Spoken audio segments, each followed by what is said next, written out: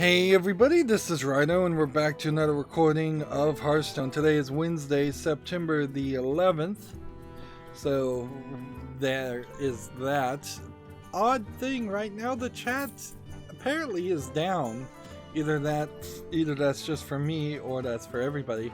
Like, I don't even have the warning that normally pops up here to protect your privacy showing up, and okay, interesting enough to that. We're streaming early at 9:45 Central Time.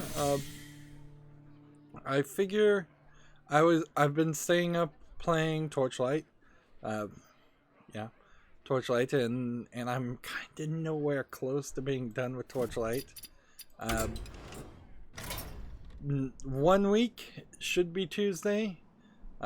This next Tuesday, which is not yesterday, but since today's Wednesday, but the next coming Tuesday, I suspect that the single player expansion will happen, and then we'll have special streams around that. I don't see a real reason to do a card pack opening in celebration of that.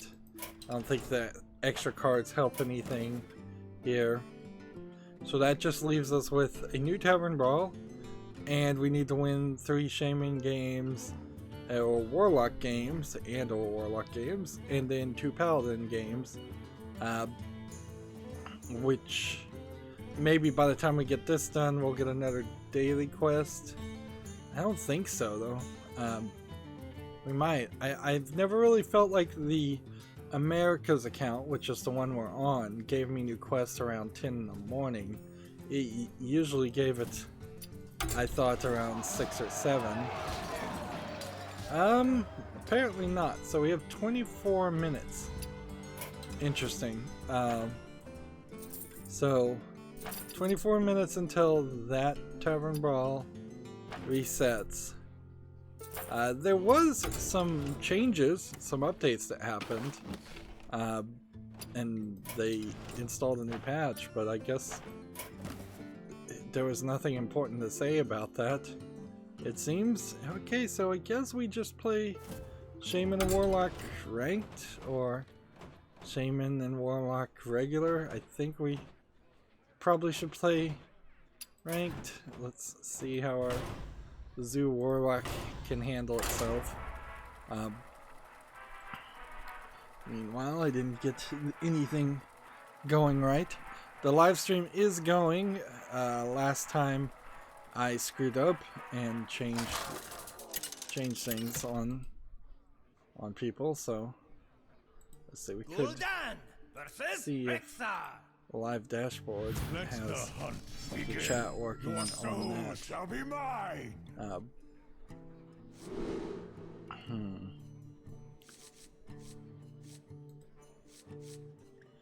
Yeah, the chat is working here, but I couldn't really do anything with that, can I? Because I could just maybe pop out the chat and then try and put it on the second screen. Here's something I've never tried before. And then I could, let's see, pop up the second window there, but that won't work at all because that would ruin my setup. No, so yeah, there's no solution to that.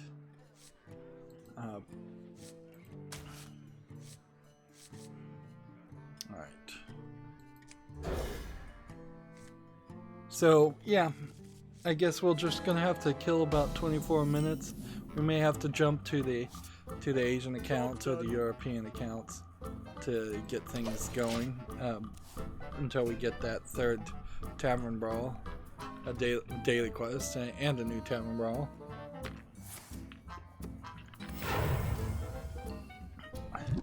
So yeah,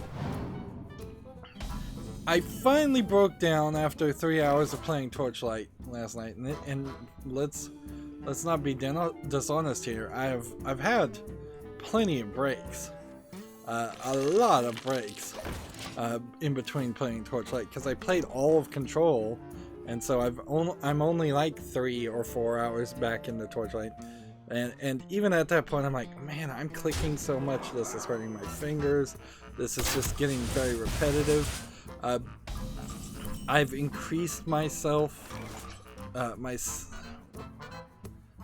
increased my setup so much to this point that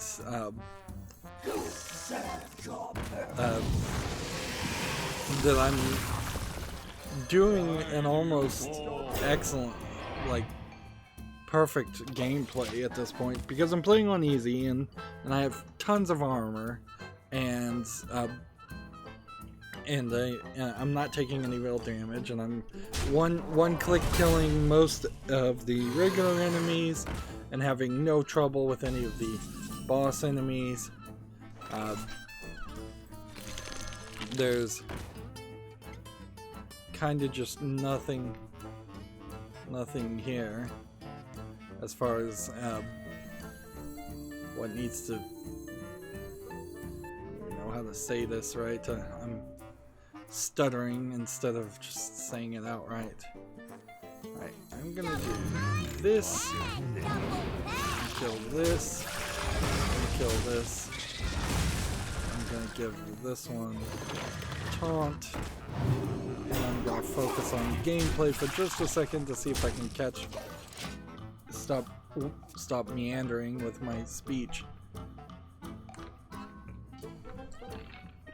I may be running into the problem that's always is a problem if I've stayed up all night and I've already done 3-4 hours worth of work. At that point, I'm so scatterbrained and half asleep that anything I say doesn't make any sense.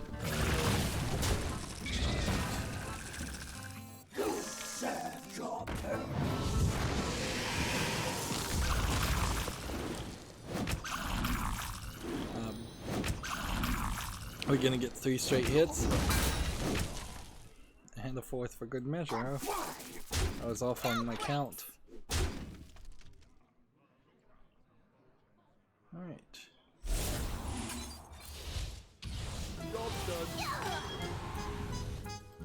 There we go.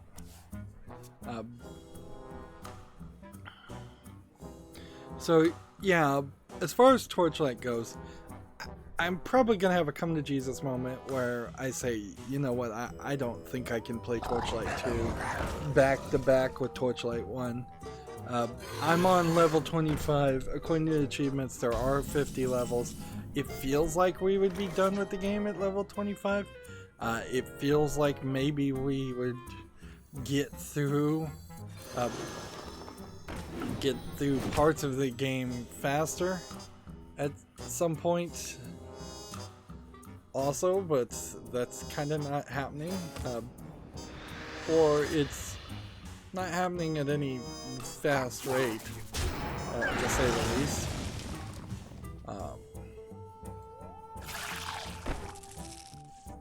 Let's see, battle cry summon a random, give this guy more health and hope that hits him.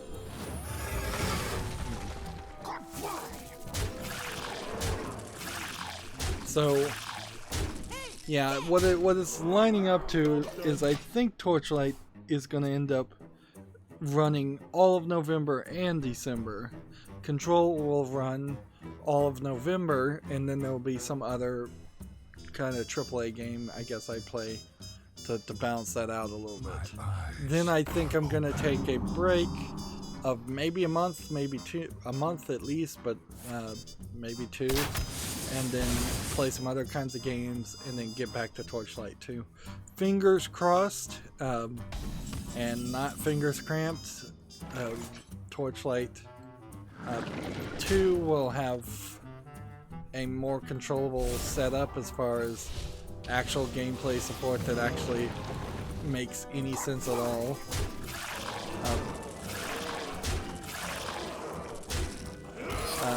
Instead of Torchlight 1, which is just mouse and keyboard, and frankly, it's really just mouse and 4 number keys.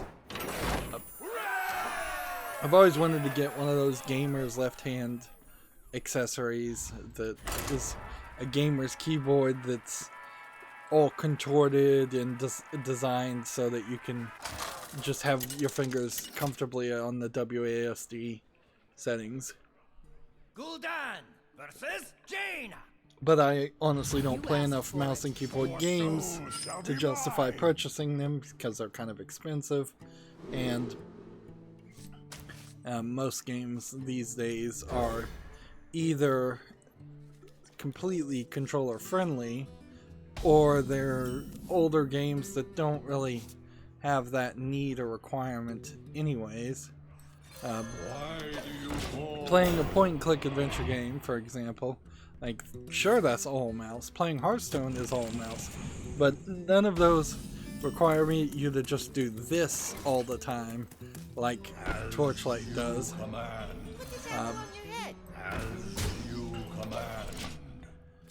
I didn't really do any curation on the news or anything, and we might as well just go through it. If I get done early and I'm still feeling energetic, which I probably won't be, I could go back to some more Torchlight, or, you know, I might take a moment to browse what else is on my Steam account, start to plan some things out. Clearly I don't have a game in my head that I want to play past Torchlight. Thematically, I don't know where we were because there was the breakpoint for the Halloween month, and with that breakpoint of Halloween month, there was a lesser need for there was a point in which I forgot what I was doing for September. I think we still are just gonna line up there with just two shows in Hearthstone. That's where my channel, I think, is gonna stay for the rest of this year and probably next year. Killing myself covering other games in the past is frankly just not something I think I can do anymore.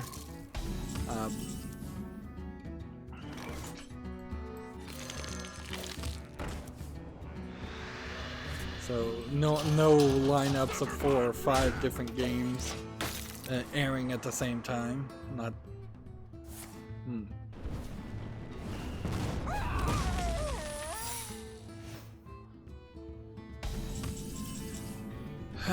So I guess we'll just start covering the news here, because the way this is all set up for itself is kind of obvious that I'll just need to, if I can cover the news and be done with it, good. Almost always when I think I have more time than I really do, it doesn't change anything. There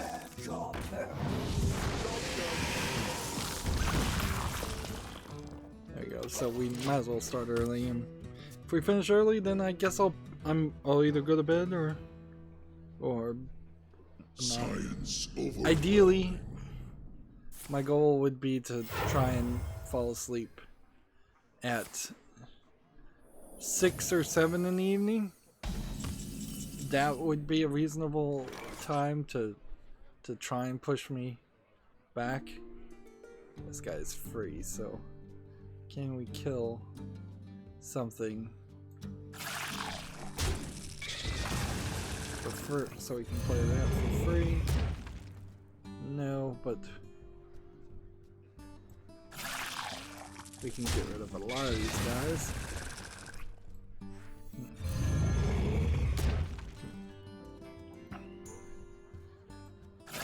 No more spell damage. No more of that.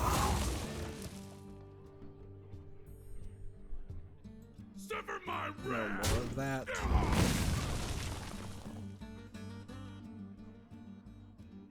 And no more of that. Plus 1 attack and rush. Plus 1 attack and rush. and destroy a minion. Go ahead and attack the face. Play this, do 2 damage, and then end your turn. Okay. Amazing. So TechRaptor has an article here. Final Fantasy Crystal Chronicles Remastered Edition launches January 23rd. I forgot to check to see if my web peak works. Okay, there we go. It's working relatively well, at least. So yes, Crystal Chronicles Remastered Edition launches January 23rd. There's so many Final Fantasy games that are these side quests. I don't think that there's really much of a fan base or relevancy to do any of the Final Fantasy games that aren't main number Final Fantasy games. There's just so many of them in general that you gotta pick and choose.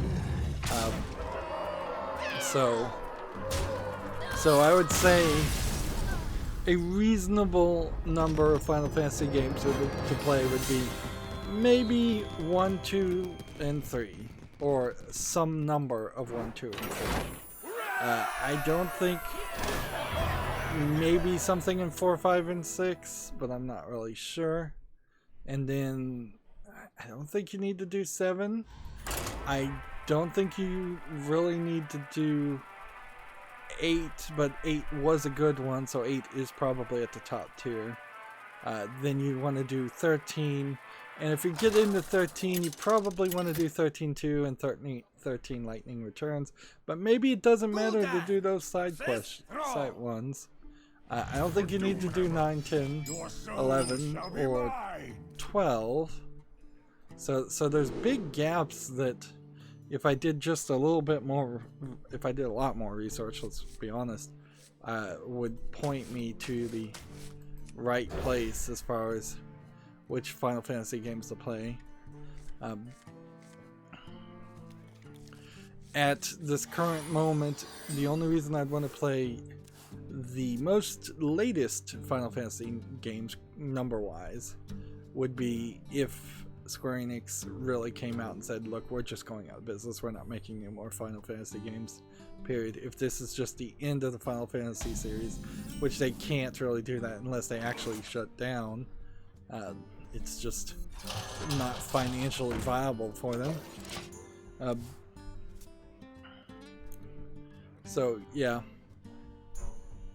my suspicion is the 13 games, maybe some number of the first 6 games, particularly if there was a remake, but you can also kind of tell that they really don't care to remake. They're really not interested in remaking the early Final Fantasy games in any real form. Otherwise, they wouldn't be spending so much right now remaking 12 and remaking 8. All of those games run into the similar problem that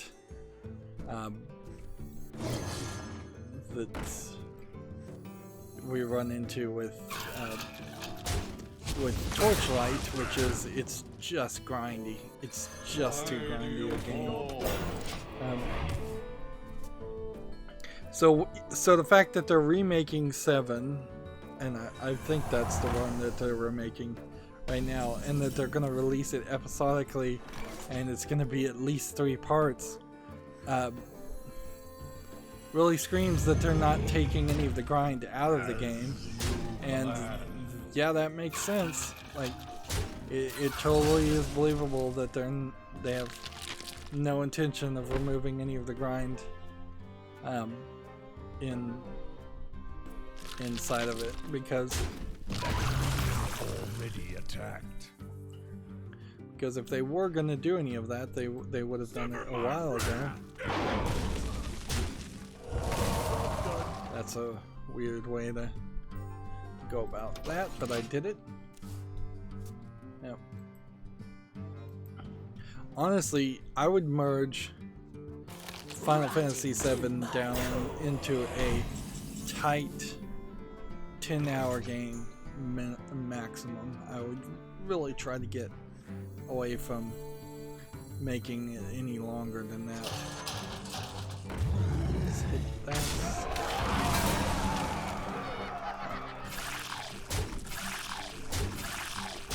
Play this. As you play that. And then end the turn. Next story we have, TechRaptor has a story. Nintendo Switch firmware version 9.0 adds touch sensitivity and more. That's interesting because that tells me that it says touch sensitivity optimization. So that tells me that the screens had the capability of telling whether you were doing a hard press or a soft press all along. And it was simply a matter of them not implementing it. My assumption there is that means that there's probably not any games that implement or use the touch sensitivity features anyways. And it would be hard, to say the least, to try and figure out how you're going to program a game that can quickly and accurately determine whether a person is pressing hard or soft on the touch screen. I don't think I've seen the Switch use its touchscreen features in any gameplay functions at all. So unless these are going to be slight improvements to the interface alone, my suspicion would be that you're going to really not use it. Like, I can see the interface, a long press particularly helping you, but only in a few places, and only if you know what a long press actually does. Long press barely does anything in Android. Deal 2 damage, restore 2 health, attack, attack, attack. And do we have anything here that would increase my attack by 1? This would have done it. But I guess we can just keep on playing. We're getting a win run. Besides touch sensitivity, the version 9.0 adds news channel search functions and more. So yeah, that's nice. Oddly, the more interesting thing I would say is that Chrome has for me at least, added a right-click option called Send to Your Device. So it can now send links directly to my cell phone or any other computer that is on the same Chrome Google account.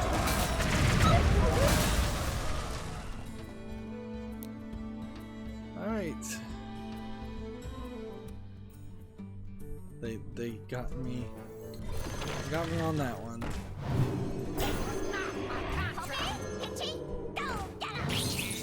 There we go.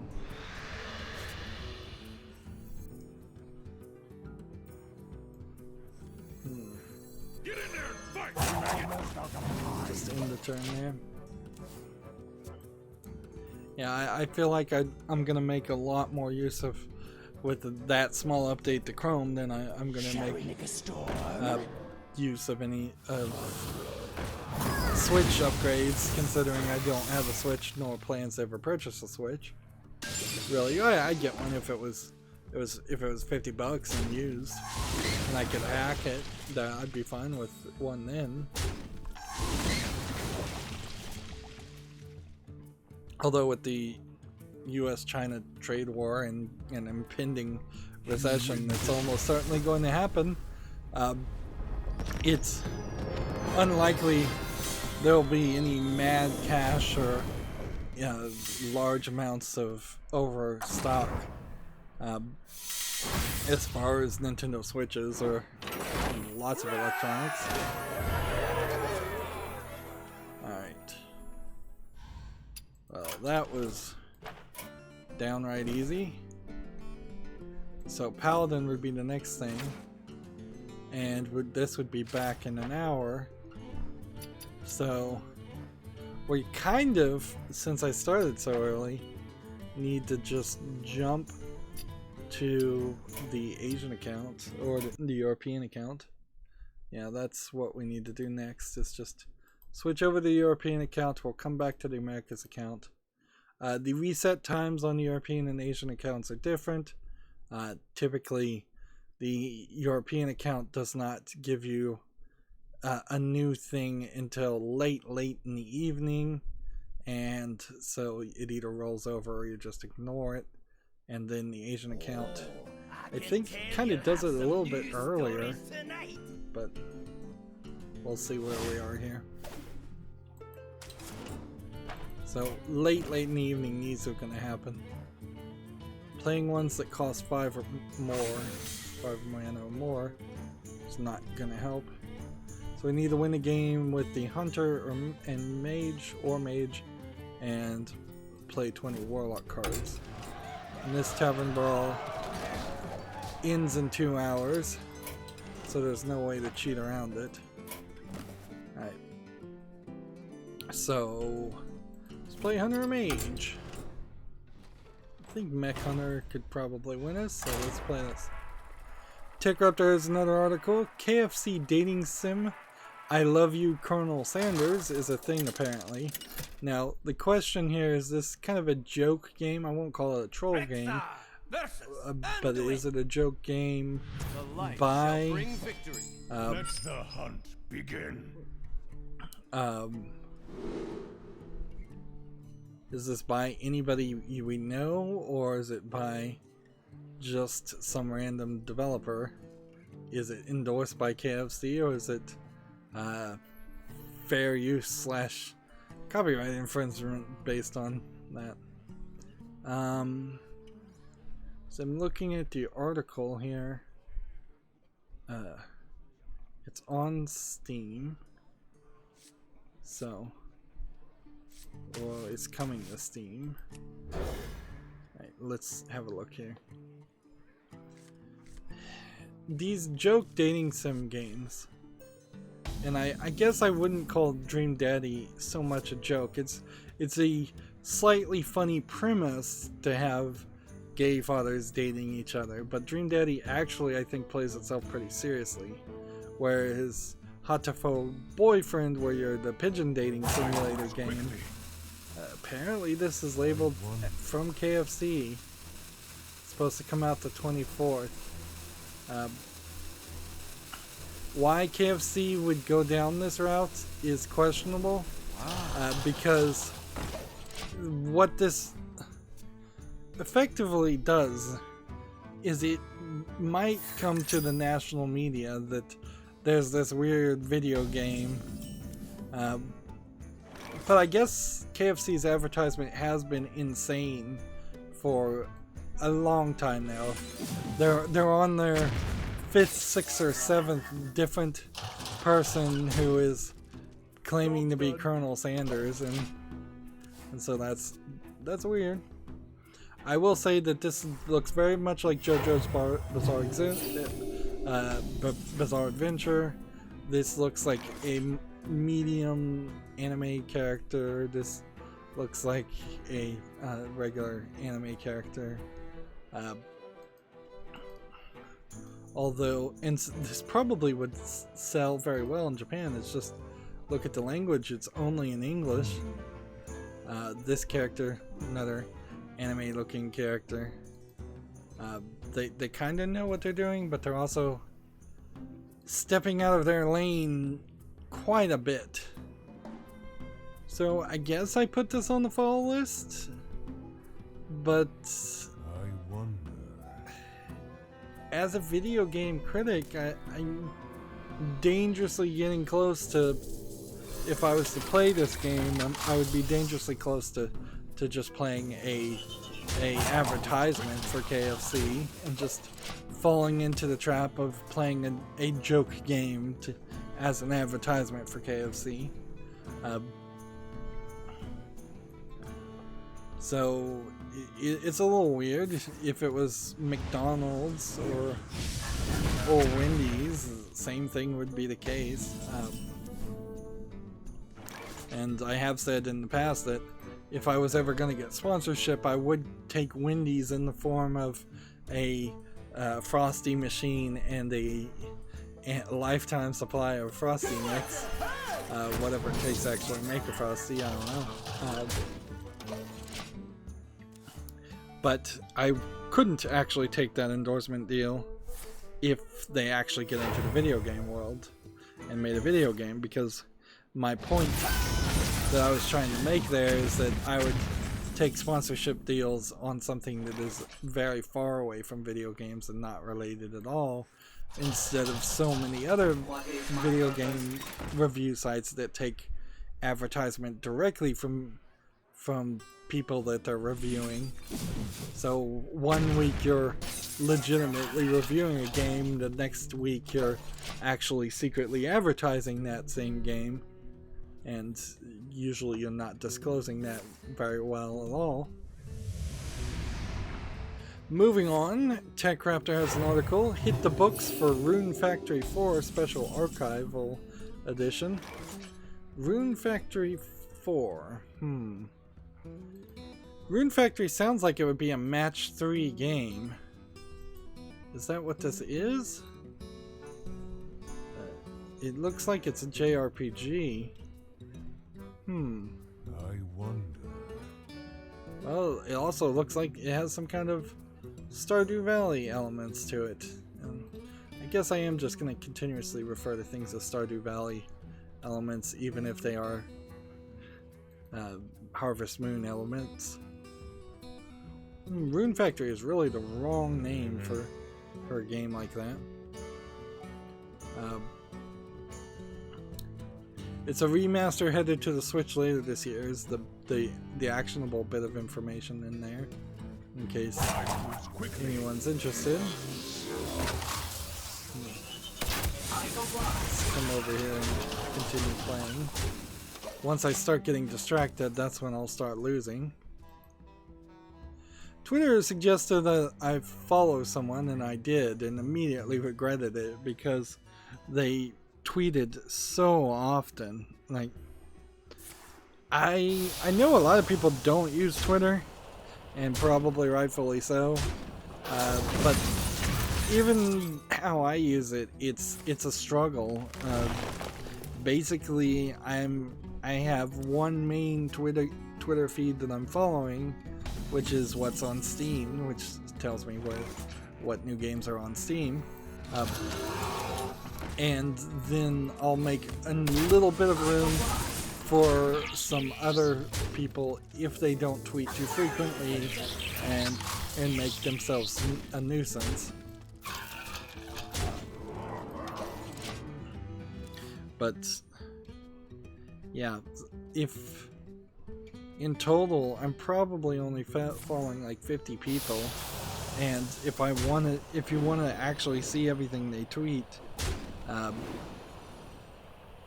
you would have to be on Twitter all day, every day, and that's not the case at all.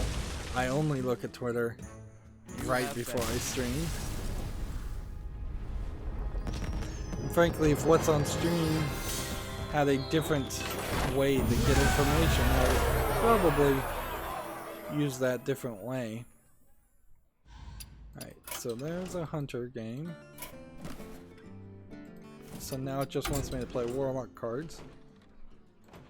So we're just back to playing Zoo Warlock. TechRaptor has an article here. Hidden 2-player mode for Yoshi's Island is in the Nintendo Switch Online version. Apparently, Super Mario World 2 Yoshi's Island has a hidden 2-player world, 2-player mode. I will Let's fight see. with honor. Your soul shall be mine. It's not a full cooperative experience according to TechRaptor. Instead, the Super NES game used a code input to let you play minigames, some of them from the single player and several of them are two-player. So it was a half-baked feature, I suppose. That would be the best way to describe it. Well met. So I'll say that you can seek out the code. You have to hold the minus button and press XXYBA while holding it, apparently, to unlock the two-player mode. The bigger story, I think, is the fact that Nintendo kind of just dumped all of the Super NES games and any remaining NES games out for their online service, and I don't think they have anything else to announce or show unless they're going to just accelerate the release of the Nintendo 64 games on the Switch. If they've got any kind of emulation that actually can run Nintendo 64 games, I'd be amazingly surprised, because I've never seen anybody else successfully do that.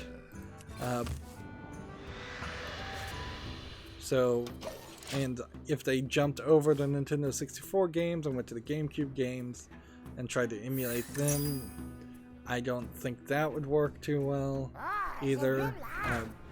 You could probably stream Nintendo 64 games and GameCube games fairly well,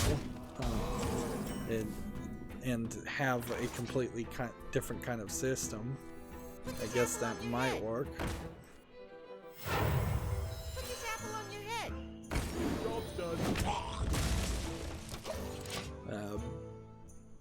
But yeah, I don't know what else they're gonna have to offer. Tetris 99 was cool and all, but that's kind of the only thing they've done in the past year. Meanwhile, TechRaptor has an article. Gears 5 review bomb strikes due to the delay in Chinese availability. So, a few days ago we learned that Steam release for Gears 5 was suspended indefinitely for China for unknown reasons. The issue has just been fixed, but that didn't stop a Gears 5 review bomb from hitting that has brought the rating down to mixed. So there was a new in that. The game is now available for purchase in mainland China, and all pre-purchases are being ordered. There's still no word from Microsoft or the Coalition on what the specific issue is. So they were being very dodgy to not point the blame at the Chinese government. Meanwhile, if the blame does deserve to be pointed at the Chinese government, the case here is that a review bomb of probably Chinese Steam users occurred, and I say probably Chinese Steam users because it could also be that it's just Chinese bots by the Chinese government is review bombing the game. Although why? It really would be a case of one hand not knowing what the other did, which is totally believable, but kind of a baseless accusation. I will fully say that there was a coordinated effort by the Chinese government to review bomb the last game that got review bombed by a bunch of Chinese people, but this one doesn't kind of make any sense, being that it's a big game that really didn't do anything other than follow the censorship laws. At least that's what we're assuming. The article continues. At the time of writing, Gears of 5 has a mixed rating, 55% of 1,345 reviews being positive. If you look at the English reviews only, there's plenty of praise for the game. However, choosing to view the language every language reviews a bevy of negative reviews from Chinese accounts. They seem to be upset. Many players are upset with the inability to enter the game. Now, one of the criticisms I think that is a fair criticism, like the fact that the game is not available is only a slightly unfair criticism. It's kind of fair too. It's like, hey, you've released this game, why can't I play it in this region? Of course, you may be displacing your anger on the wrong people, but it's a fair criticism as a gamer who just wants to play the game. Why can't I play the game? But I think a better criticism to make of Gears 5 is Gears 5, for at least Act 1 or 2, 1 and 2, seems to have this big open world section. And it seems to me like the open world section is specifically there to hide long loading, which I suspect is the thing that's going on. So they give you this empty world that barely has any side missions to do it, like half a dozen from what I've heard, but it's so big that you have to travel from one area to another area so they can unload the previous area. So level 1 is so far away from level 2 that it unloads all the data in the background, hiding that from you. Now, this isn't a bad idea. This is what the Talos Principle does with its, I think they called it adaptive loading in the Talos Principle. Many games have done this. The only problem, I think, is that it's a little bit too obvious and it's way too empty. Like, you would want just basic enemies to spawn so you could shoot them and you could kind of grind for XP or something in the game, and you just don't have that in the overworld, which probably means the overworld was put in very late in development, and it's probably a level that was going to be used for something else, and then they gave up on that.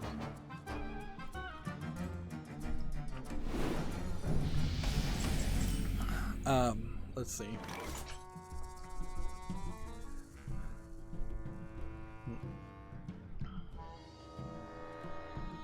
Let's see.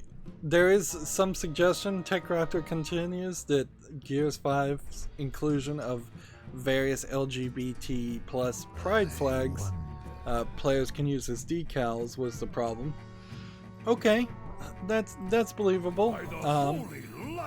I forgot to even mention that story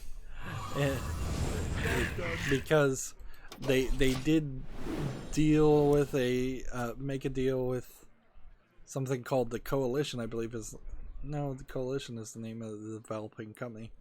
They made a deal with a LGBT plus group to have these decals.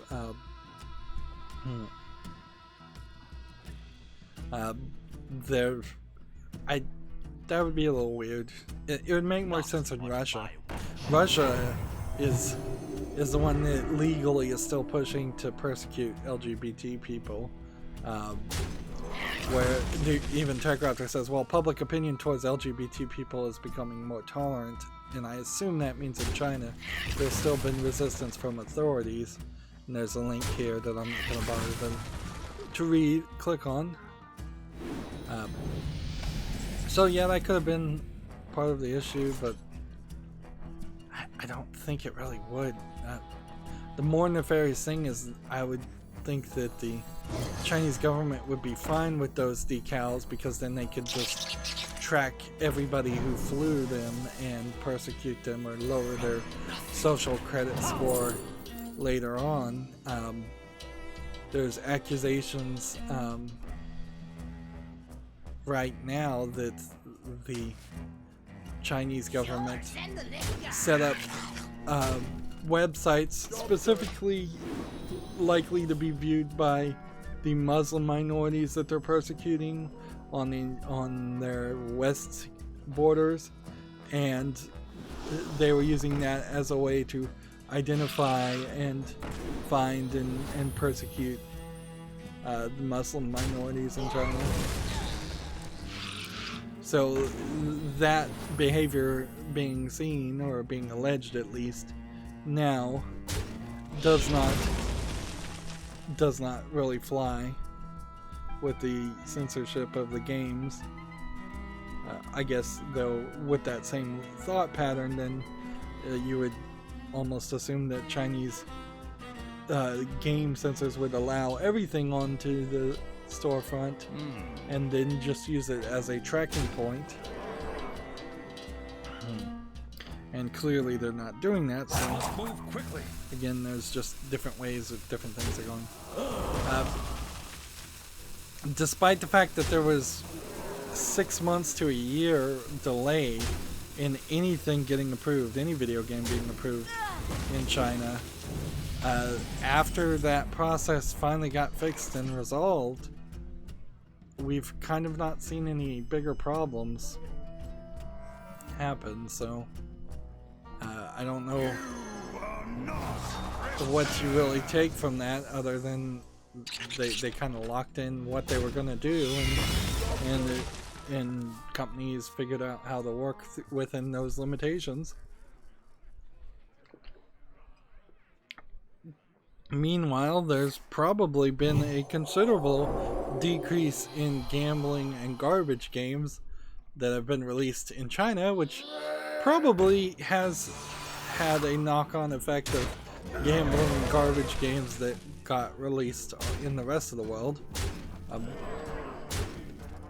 We still have tons of garbage games coming out to Steam, but they're not as bad, I think, as they could be. So maybe I'm being naive a little on that, but yeah, I think it could be worse. Let's go and hit that in the turn. Moving on, Gamasutra has an article. Up to 200 more GameStop stores are set to close down, with more to follow. So, yeah. The fact that they can't even keep themselves open for the Christmas holiday rush shows just how bad that GameStop is financially. It would make a lot more sense to not announce any closures or anything until the Christmas holiday rush has happened, and then lay off people. Like, lay them off on December 31st. Just like, you're not an employee, everybody has been fired. Do it right when nobody is nobody's paying attention. That would be the truly capitalistic sleazeball way to do things. Let's see. Your demons +1 deal 1 damage to everything. I've got to get this to do at least 3, so I can do this, so I can do this, and I have 3 health. So I should have just played all the spell cards. I wasn't paying attention enough. Okay. Moving on, Gamasutra has an article. Get a job, join PlayStation as a senior sound designer. Maybe they finally filled this global acquisitions position, I guess. This is San Diego, California. So if they're hiring a senior sound designer, then they are developing something in California. One would assume. You don't need a sound designer if you're just approving games or acquiring games and licensing games. What they're making, who knows? That'd be the real question. Like, I don't even know what Sony proper is famous for as far as games. It's not Sonic. It's not Mario. It's not Crash Bandicoot, even though they tried to do that. So yeah. Another Last of Us game. I don't think you could really make another Last of Us game that fast. And I'm fairly certain Naughty Dog made Last of Us, and I'm fairly certain a different company made Uncharted, and I'm fairly certain a different company made everything. Like all of those games that were only on PlayStation were kind of only on PlayStation because they were paid to be on PlayStation. They weren't actually made by PlayStation. And I know Sony PlayStation has acquired a few other companies, but those other companies would be hiring under their own names, I would think, not under Sony's name. Moving on, Gamma Sutra has an article.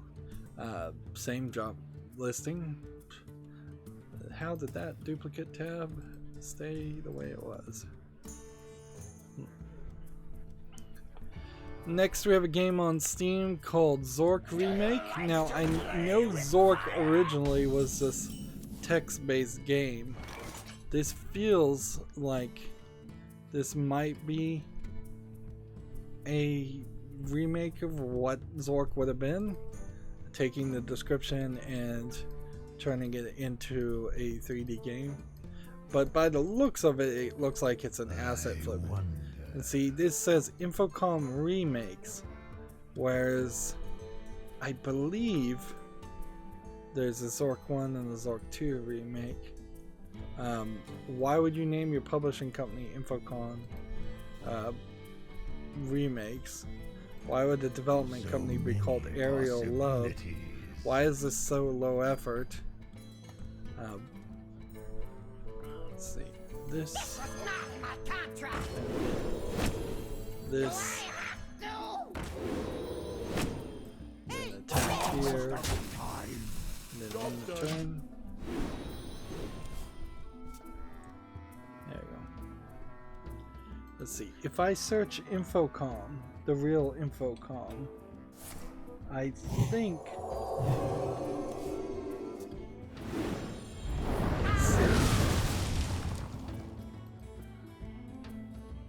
Is someone injured?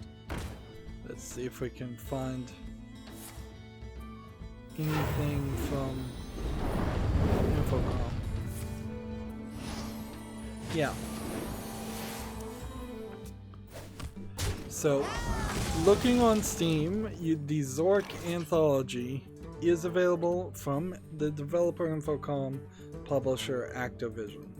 It is just a text-based game. Trying to make an asset flip game around a very influential experience is interesting, certainly, but I don't think they have the license here for the Zork remake. Of course, I don't really have any evidence otherwise, but I can use my eyes and I can use my own discretion, and I don't think I'd want to play a Zork remake even if it looked like this, even if it was an actual point and click adventure, which is kind of what this would be. Like, I think you'd need to put more work into it, and I don't think Activision cares in that. Almost out of time. It's seriously questionable whether Activision would care enough to make a remake of Zork, and I don't think it would sell that well anyways. So the whole concept falls apart. It's strange credibility that it's a legitimate release, that it's actually going to be all of Zork, that it's not copyright infringement, that the game would actually be worth playing. System Shock, as in comparison, the remake of System Shock is taking a lot of time. It's been very hyped up. Everybody heard about the System Shock remake. If Zork was getting remade and Activision was really funding that, then that would have been advertised. Also, Activision Blizzard, runners of Hearthstone, they're losing all of their business. Their business is falling apart right now, so I don't think that they would spend the money or have the funding to decide that they needed to remake Zork. Right. How do we want to do this? If I do this, you'd be down to 3. Stop copying me! Stop copying me! Try that. Attack here. Next, we have a story from Gamma Sutra.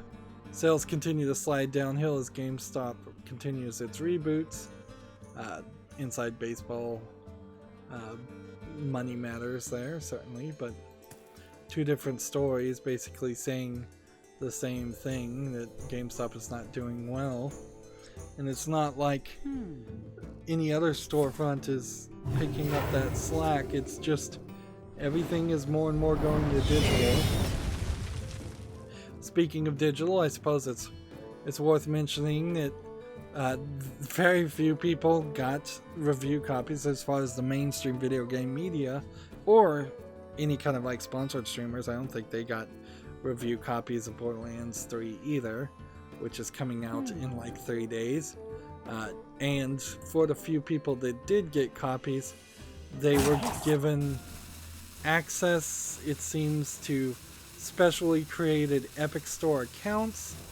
They weren't gifted the game to their own account, and the build that they were playing was not the final build, and they were specifically told, hey, don't mention bugs. Particularly one example of bugs not to mention is DirectX 12. So they're kind of trying to trick them or bully them into being afraid of mentioning any bugs for fear that the backlash will be, well, we already told you the bugs aren't in the final build, and so there was no reason for you to mention it. There goes that card. Gamma Sutra has another article here. A classic postmortem, how Maxim avoided sequelitis in The Sims 2. This is a weird article. This is not something I'm recommending anybody read, but I just want to take a moment. September 14th, 2017, they retweeted this 2 years later, talking about The Sims 2, which would have been old even in 2017. This was the 13th anniversary 2 years ago, so now it's the 15th anniversary. And frankly, if The Sims 2 avoided sequelitis, Sims 3 and the rest of the Sims spin-off totally didn't. So, this is a garbage retweet and a garbage article to try to bring back with no relevancy. It's also a great example how a lot of mainstream video game journalists, and I keep using that phrase because it really is the right phrase to use, they simply never drop anything. They're still obsessed with games 13 years later, and I kind of get it. There are games that I still love decades later. I'm playing Torchlight. Torchlight's a 10-year-old game. I had an alright time playing it the first time. I'm having an alright time so far playing it this time. Portal I played a couple of times. Portal 2, Borderlands 1 and 2. There are some favorites, and if they wanted to do a replay and cover it, and there's nothing really too wrong about that, I suppose. The main problem, though, I would say, is on my YouTube channel, which I only started 6, maybe 7 years ago at this point. I had only covered Portal 1 and Portal 2 once, even though in my own life I played it a couple times. I would have to find a very good justification at this point to allow myself the luxury of going back and playing Portal 1 and Portal 2 a second time. Because let's face it, I don't need to make another full gameplay footage depiction of that. Not unless there's some kind of mod that adds in something like ray tracing. Yeah, if you could get ray tracing working on Portal 1 and 2, there's an excuse to go play it with new hardware. Most of the games I've covered won't look any better at all with a 2080 video card. I found that out particularly to be the case with the Talos Principle. It's like that pushed my video card on my laptop very hard, but even the 970 video card I had in my computer had no problem depicting it at the highest settings. Witcher 3, yeah, there's a good reason for me to go back and play Witcher 3 and the DLC elements. I don't think that there's a good reason for me to try and play the main story of Witcher 3 though. Even though I did have to cut and censor quite a bit before the blurring tool existed. Why me? Let's see. This.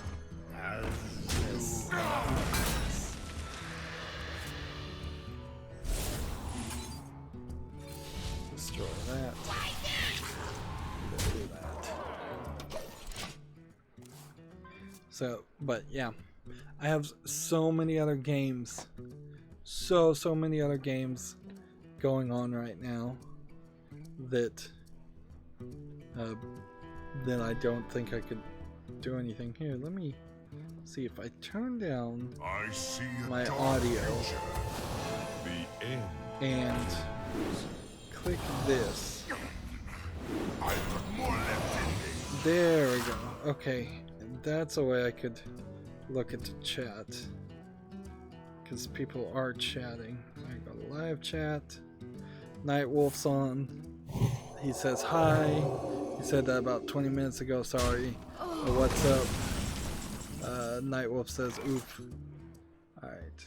Yeah, okay. Yeah. Apologies for not responding to Nightwolf. I couldn't see the chat. Put this apple on your head. I'm still running into issues with them pushing everybody into the YouTube beta and changing the streaming key. Well, the last stream it didn't even stream out, and that happened kind of before too. It would be naive to have hope at any point as far as YouTube is concerned, but perhaps there'll be some, with so many antitrust lawsuits going on, Google will finally be forced to let YouTube actually do a good job, and then YouTube will finally be forced to hire people that actually can do a good job. And they are gonna demonetize all the kids channels, which will either ruin YouTube probably, or B, cause more adult content to rise to the top. Nightwolf says, I'm still here, Lil. What do you think about the new solo adventure? Well, I don't see the new solo adventure yet. That's, I think, coming out Tuesday, and I haven't seen any news about it. I've been very checked out on Hearthstone for a while now, so I have no idea what it is, but I assume it's just the same thing over again, where we're going to fight a run of bosses that are from the League of Evil, and we're gonna play as a collection of the characters like Reno Jackson and some of the other adventurers, the saviors of Uldum. that's pretty much all I know. It would be nice if it was another expansion with puzzles, but I think it takes them too long and too much effort to make the puzzle expansions. So I think we're just going to get more and more. It would have been fine with me if they had made a single expansion for this expansion at all, because I feel like this expansion came too quickly anyways. I think they kind of need to just slow down, reevaluate, and make cards that actually matter, instead of giving us these new expansions that are mostly garbage. When 9 out of 10 of the cards in any class when the Saviors of Uldum expansion came out, most of them I looked at, I was like, I don't know how this helps anything. I don't know how this card would ever be playable. Let's see. Nightwolf said, yeah, it's not out yet, but there's a video about it on YouTube. It's pretty good. It looks pretty good. By the way, would you be up for 1 versus 1 after this match? I'm on the European account. What account are you on? I am killing time right now, and my only real problem with killing times is that at any point I could just crash. I've been awake since at least 8 p.m. last night, so yeah, I could get really tired really fast and I may have to bow out, but I'm totally cool with doing the 1 versus 1. Like I'm just sitting around waiting for the Tavern Brawl on the Americas account to unlock, which is going to take an hour, and doing the daily quest, which the new daily quest. Let's see. Nightwolf says, I'm from Europe and I have you on the friend list. Okay. So yeah, there he is. I know his Mahmoud's playing right now too. I haven't heard from Mahmoud in quite a long time.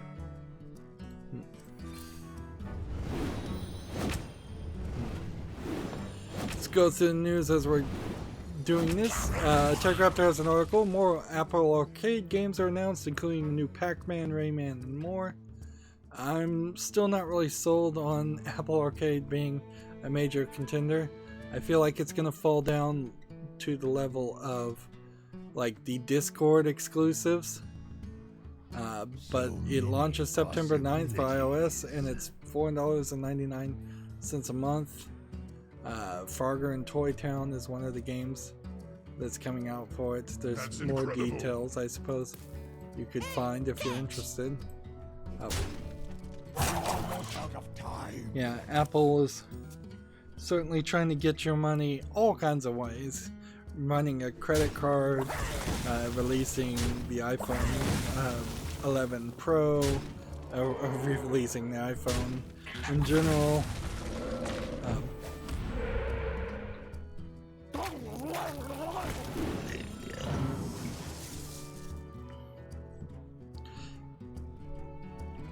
At a certain point, the danger here is the iPhone, which to at least some people maybe inaccurately stood for some level of quality, some level of desirability, that there definitely were people that liked iPhones for at least a semi-legitimate reason. If Apple continues to just expand and expand and expand, they will Apple will become just the new Walmart, and they'll just have the Great Value brand at Walmart, which is the store brand. And if you've ever seen a Great Value can or item, it's extremely cheap, and it's extremely common in its feel, and it's extremely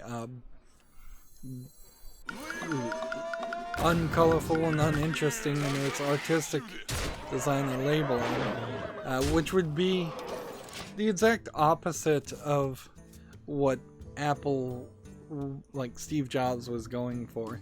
While he wanted a sleek elegance, it was a minimalistic artistic design that he was going for, both inside and out in the iPhone, whereas if it's just cheap looking, that's a problem.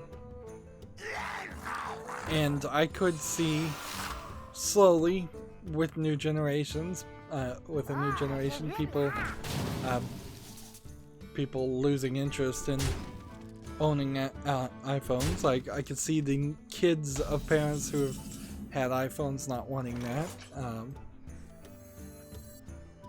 I could see it going in a direction where there's just not much of a desire to own a phone at all, and instead maybe a new device comes out, or everybody would just be into Android phones.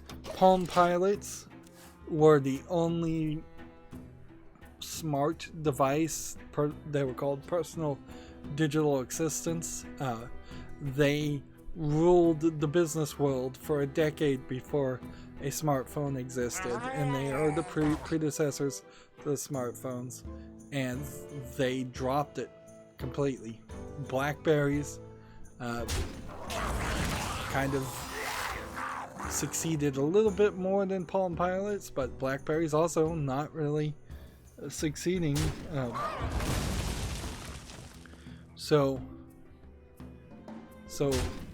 if I was running Apple, which I'd love that paycheck, please, I would say we've got to maintain our simple elegance. We have to be known for something. That's incredible. And we can't flood the market with so much variety. That's what Samsung does with the Samsung Fold and just the S9, S9 Pro, S9 Plus. They kind of just flood the marketplace, and that's not going to work for Apple. Apple should just be, Steve Jobs would be saying this directly, I'm fairly certain. There should just be one Apple iPhone. That's it. Meanwhile, they've abandoned iTunes. iTunes is not even what they're interested in. They changed the name to Apple Music, and split up iTunes into like Apple Music, Apple Video, and several other things. And now they're spreading into video games, which, as a distributor or publisher, alright, so what do I want to play as a one-on-one? Could just pick a random custom and then not have a clue what I'm actually supposed to do. Yeah, let's take this custom paladin and just see what happens.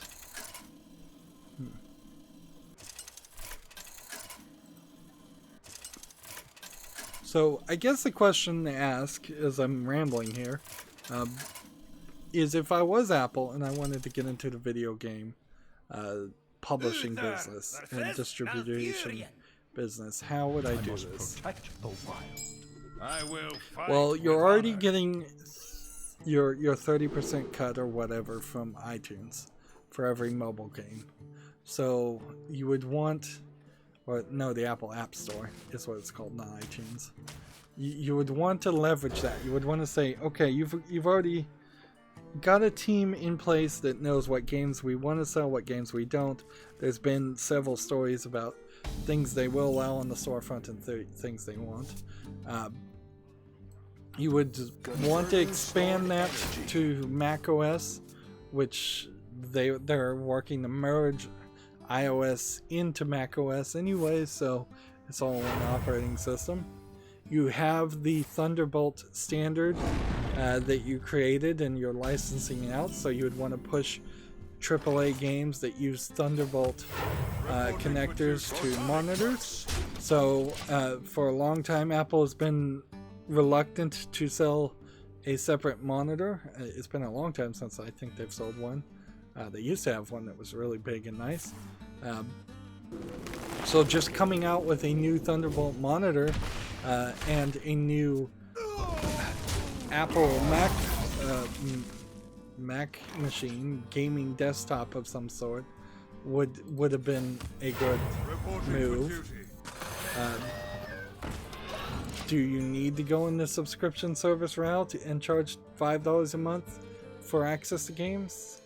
No, it could be an offering, but it shouldn't be your main focus.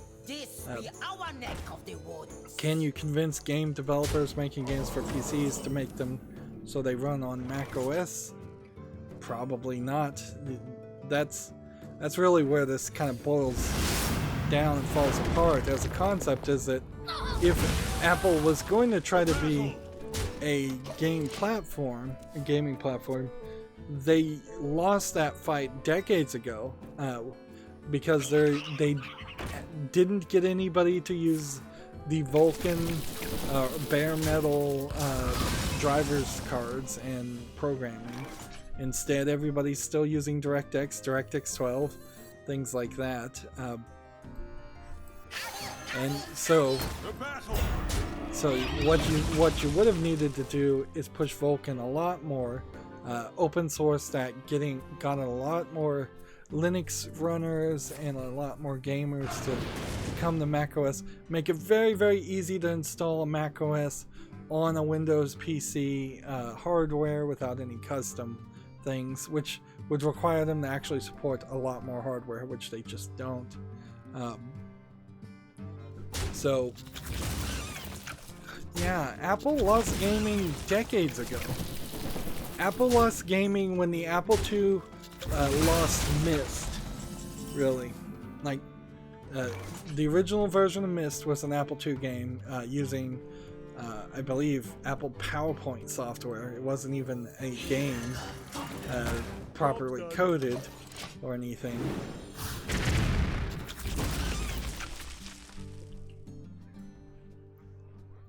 Yeah, Apple lost gaming when the Apple II stopped being the main game people were playing Oregon Trail on, and they haven't had any interest in it at all.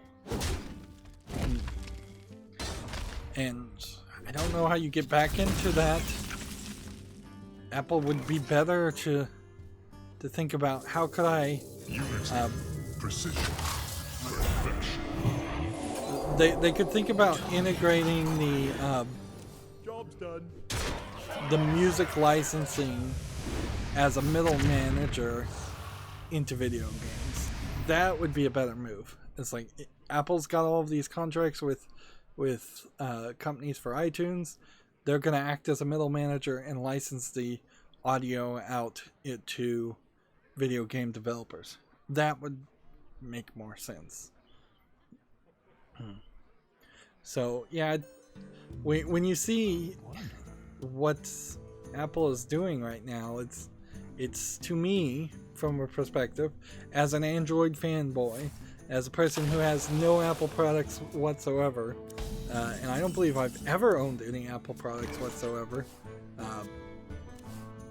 Yeah, in my entire life, I don't think I've owned a single Apple product.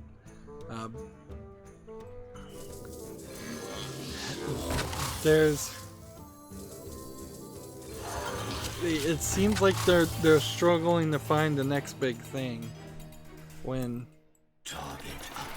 I think maybe they should just hunker down for the recession and work on a iPhone Lite and an iPhone cheap.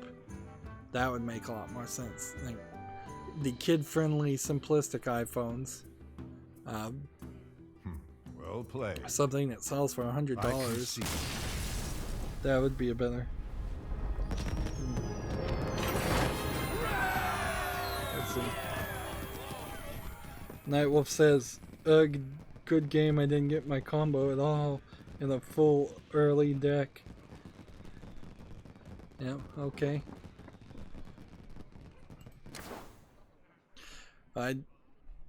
The Mech Paladin is a pretty good recommended deck based on hsreplay.net.